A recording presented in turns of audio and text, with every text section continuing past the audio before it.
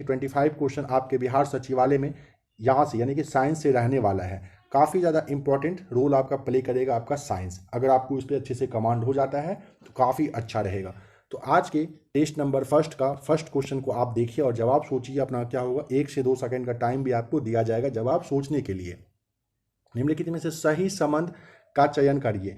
जो रिलेशन सही बताता है बताना है। तो ऑप्शन नंबर ए आपका राइट आंसर हो जाएगा। अब कुछ कुछ बात एक्स्ट्रा समझिए। जैसे देखिए, किसी वस्तु के द्वारा, कुछ कुछ बात ऐसा है ना जो काफ़ी बेसिक है, बहुत लोगों को पता होगा, बट ऐसा हो सकता है कुछ लोगों को ना पता हो, तो आप समझ लेंगे, आपके लिए अच्छा रहेगा। कहा जाता है ना, देखिए जैसे किसी वस्तु के द्वारा अगर कोई दूरी तय की जाती है, ठीक है, तो उस लंबाई को वस्तु के द्वारा चली गई क्या कहते हैं? दूरी कहते हैं। ये तो काफ़ी नॉर्मल सी बात है। अब समझिएगा, यह जो है ना अदिश राशि होता है, ठीक है, दूरी जो होगा आपका अदिश राशि होता है।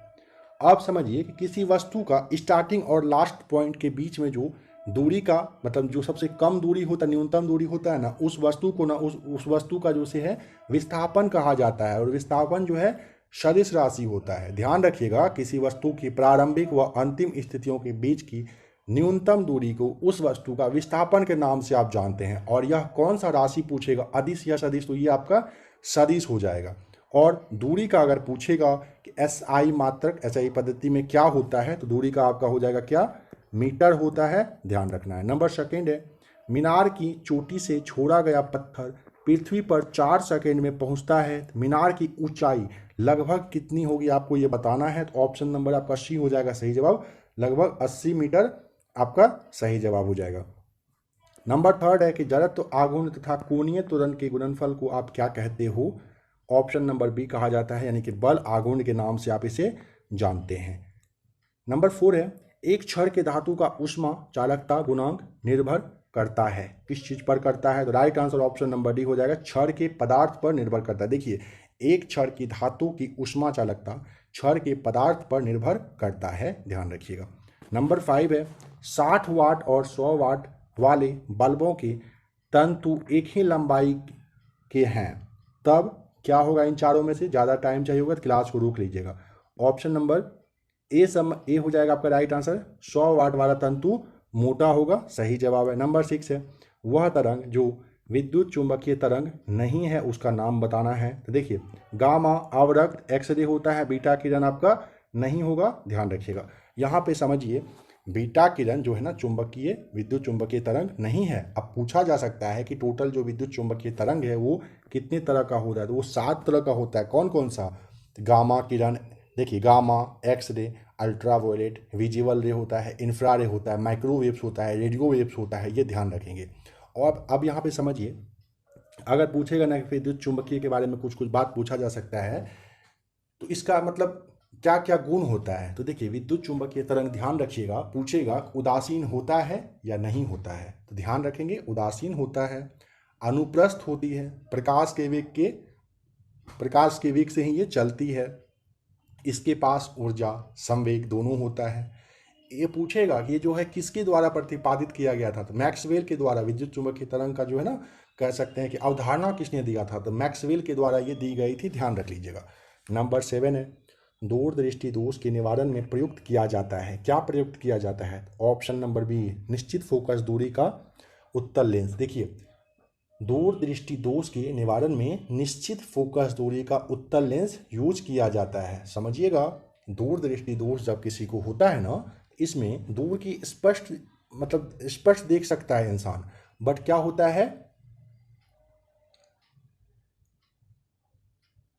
इसमें वस्तु का जो प्रतिबिंब है कहाँ पर? रेटिना के पीछे बनता है। और अगर किसी को निकट दृष्टि दोष होता है ना, तो निकट का जो पास का जो वस्तु है वो साफ दिखाई देता है। एक बात काफ़ी लोग जानते होंगे, बट थोड़ा सा समझिए, जो दृष्टि दोष कहा जा रहा है, जो कहेगा उसको उल्टा मानना होता है। जैसे निकट दृष्टि दोष सुन के लग रहा है कि निकट का वस्तु को देखने में प्रॉब्लम होगा, जी नहीं, ये उल्टा होता है।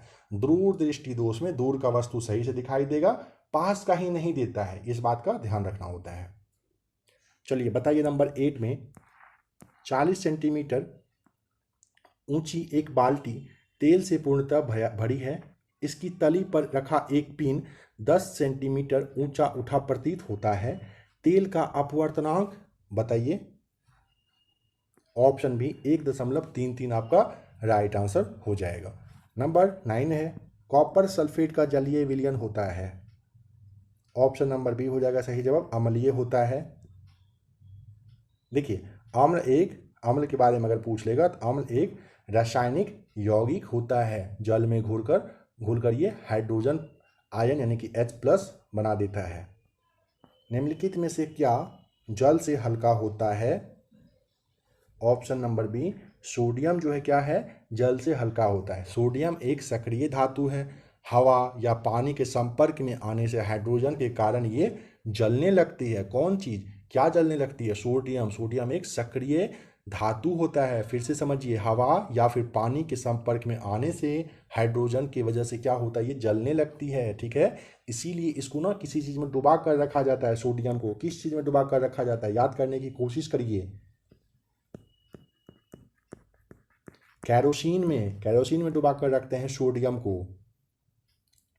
अगर पूछेगा और समझिए, इसको आप चाकू से काट सकते हो। ये एक नरम धातु होता है, विद्युत का अच्छा ये चालक है, क्योंकि इसके बाहरी कक्षा के इलेक्ट्रॉन बहुत ही आसानी से दूसरे परमाणु पर जा सकता है। यूरिया के सोडियम निष्कर्षण में हाइड्रोजन किस रूप में उपस्थित होती है? ऑप्शन नंबर सी आपका राइट आंसर यहाँ पे होना है।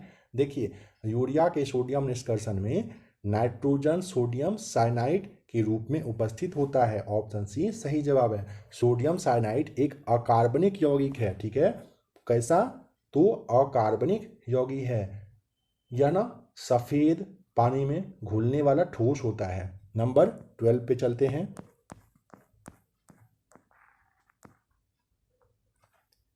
बताइए, एथाइन से एथीन बनाने के लिए उपयुक्त अभिकर्मक कौन सा है? Option C right answer. Ethane से एथीन बनाने के लिए H2 लिंडलार उत्प्रेरक के रूप में होता है। सही जवाब है। निम्न में से प्रत्येक 20 ग्राम में अणुओं की सबसे अधिक संख्या किसमें है? ऑप्शन सी C2H5OH आपका राइट आंसर हो जाएगा।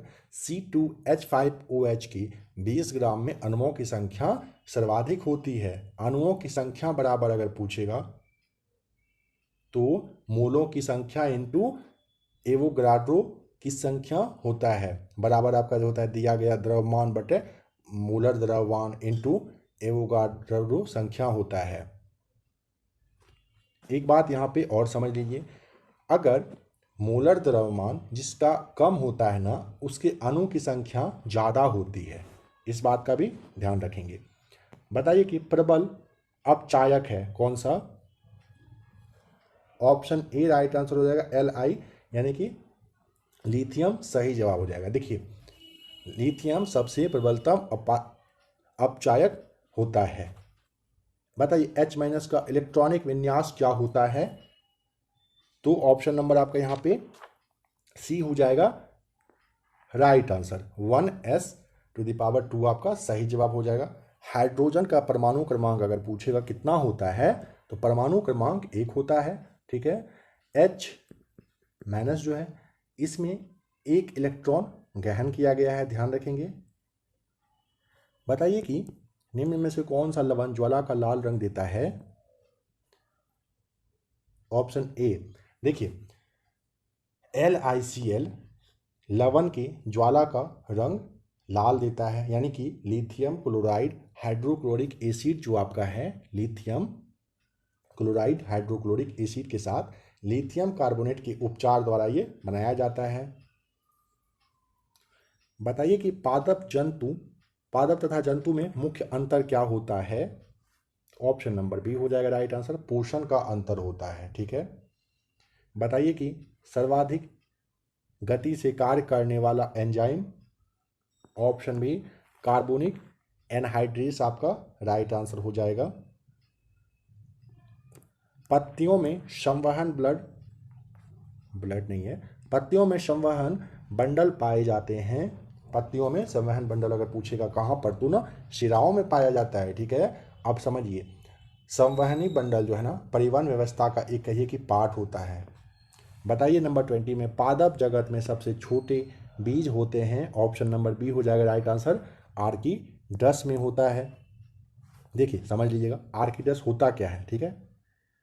आर्किडस है ना, आर्किडस ना पौधे का एक मतलब कहिए कि कुल होता है। इसमें इसके सदस्य में ना, इसके मतलब पार्ट में ना पुष्प काफ़ी अच्छे से और मतलब कहिए कि फूल जो होता है काफ़ी अच्छा और काफ़ी स्मेल देने वाला होता है, ठीक है। यह ना भारत में आर्किड पहाड़ी है ना, जैसे जो आपका ये हिमालय है, गारो खासी जयंतिया पहाड़ी है, पश्चिमी घाट का है, फिर आपका कोडई कनाल है, नीलगिरी पर्वत है, यहाँ पर ये पाया जाता है आर्किडस। कोशिका में ग्लाइकोलाइसिस की क्रिया कहाँ होती है? ऑप्शन ए, कोशिका द्रव में ग्लाइकोलाइसिस होती है, ठीक है। ग्लाइकोलाइसिस कोशिकीय श्वसन की अब प्रथम जो है ना कंडीशन यानी कि अवस्था होता है। निम्न में से सबसे उपयुक्त पदानुक्रम कौन सा है? ऑप्शन सी, गण, फिर कुल, फिर वंश, फिर आपका जाति हो जाएगा राइट आंसर। देखिए क्या होता है ना कि जो आपका जीव वैज्ञानिक है ना, उन्होंने वर्गीकरण करके ना जीव का एक कहिए कि मतलब पार्ट वाइज श्रेणी बना दिया है, ठीक है। जो सबसे पहला आपका क्या होता है, तो जाति, फिर वंश, कुल, गण, वर्ग, फिर संघ, फिर जगत, फिर अधिजगत, इस तरह से होता है, ठीक है।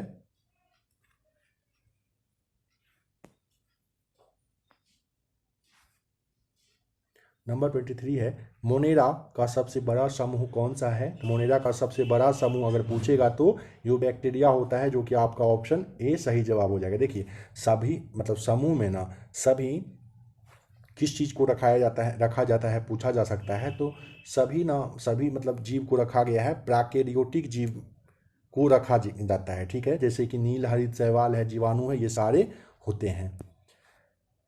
बताइए कि 24वीं हृदय किनमें होता है? ऑप्शन सी राइट आंसर हो जाएगा, स्तनियों में 24वीं हृदय होता है, ठीक है। यहाँ पे समझिए मछली का हृदय पूछा जा सकता है कि कैसा होता है मछली में, तो द्विकक्षीय हृदय होता है, द्विकक्षीय हृदय होता है, ठीक है।